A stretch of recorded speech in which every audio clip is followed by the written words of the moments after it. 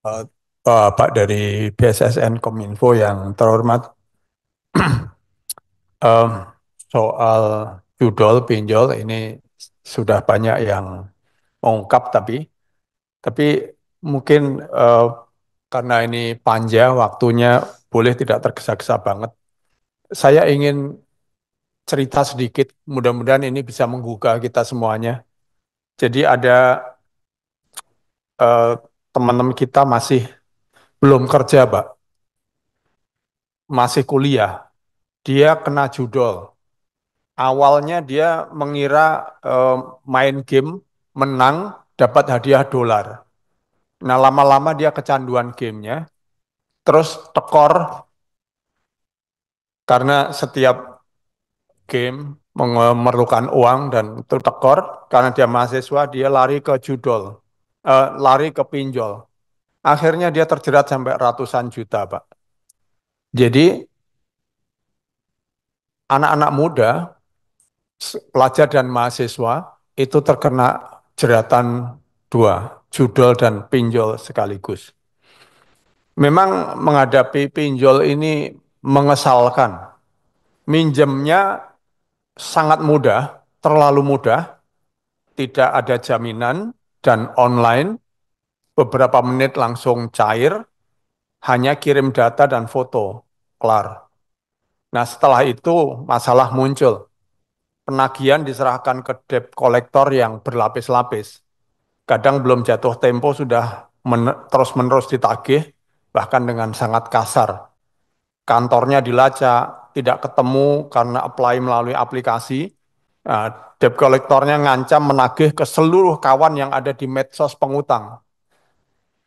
Dilaporkan ke OJK, nggak ada kabar. Laporkan ke petugas hukum juga, biasanya jawabnya yang saya pernah ngalami, oh kasusnya sudah terlalu banyak yang begitu. Jadi sementara si anak siang malam dikontak, digoda terus, ditekan oleh debt collector, sisi yang lain, pinjol-pinjol yang lain menggoda terus. Nah, sehingga akhirnya si anak terjerat oleh pinjol untuk gali lubang, tutup lubang. Menutup pinjol, pinjam dari pinjol lain. Terus saja. Dan ini eh, akan menjadi persoalan yang luar biasa bagi negeri kita, terutama eh, di dunia maya. Ini sudah berlangsung bertahun-tahun, sepertinya seolah-olah negara nggak hadir, Pak, dalam urusan ini, Pak. Rakyat dibiarkan aja dalam situasi yang kelenger begini ini, dalam situasi yang tidak berdaya, terpedaya oleh situasi yang seperti ini, negara nggak hadir, nggak eksis selama hampir 8 tahun terakhir ini dalam urusan judol dan pinjol.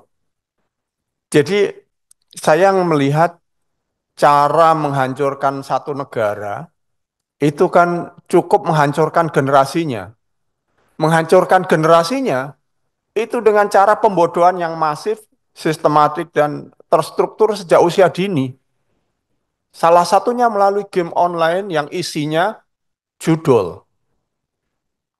Pak Presiden kita begitu concern dengan generasi muda sampai memprioritaskan makan bergizi dan gratis untuk seluruh anak sekolah.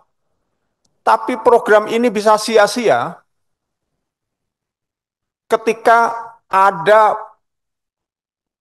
cognitive attack kepada anak-anak sekolah yang dikasih makan gizi bergizi gratis itu melalui pinjol dan judol.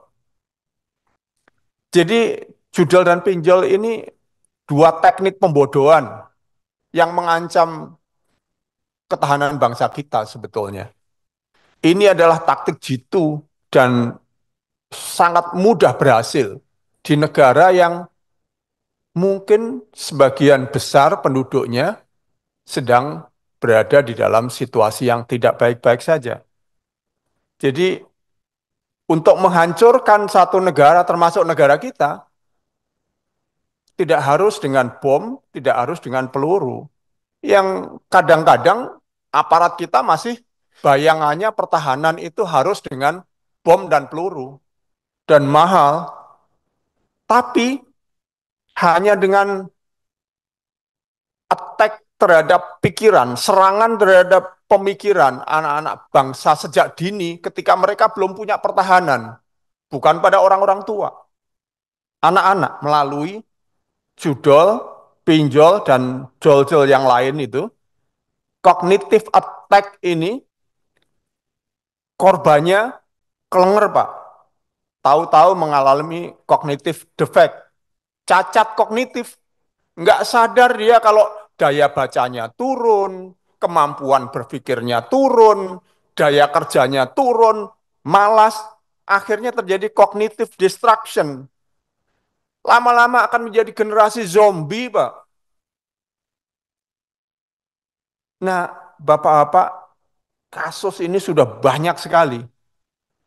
Ada anak-anak sekolah, orang tuanya terjebak judol dan pinjol, sampai nggak bisa bayar sekolah anaknya. Ditagih, diteror oleh debt collector sampai ke rumahnya, membuat anaknya malu untuk berangkat sekolah. Belum lagi gurunya. Guru-gurunya juga tidak sedikit yang terjebak dengan judol dan pinjol. Kenapa? Banyak sekali iklan di medsos yang tidak ada filternya. Jadi judol dan pinjol ini sudah seperti narkoba sekarang ini. Nah, tetapi sekali lagi, seolah-olah negara kita belum hadir, Pak. Bahkan yang mengejutkan, aparat negara kita sudah terinfiltrasi oleh judol dan pinjol ini. Buktinya, Pak Kominfo, ini bukan salah Bapak, ini Bapak baru masuk ya, Pak Alexander Sabar. Tapi aparat Kominfo yang bertugas untuk mengendalikan situs itu sudah terkena, yang tertangkap 8 orang. Bahkan ada pejabatnya juga yang mulai diperiksa-periksa oleh aparat hukum. Ini sebetulnya peristiwa sangat besar dan sangat luar biasa ini bagi bangsa Indonesia ataupun bangsa lain yang sadar atas serangan besar terhadap bangsa kita ini.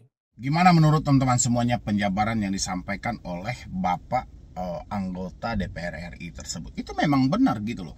Berawal dari judol, ya kan? Berawal dari judi online. Setelah dia habis top up segala macam, akhirnya berimbas ke pinjaman online gitu lah ya kan.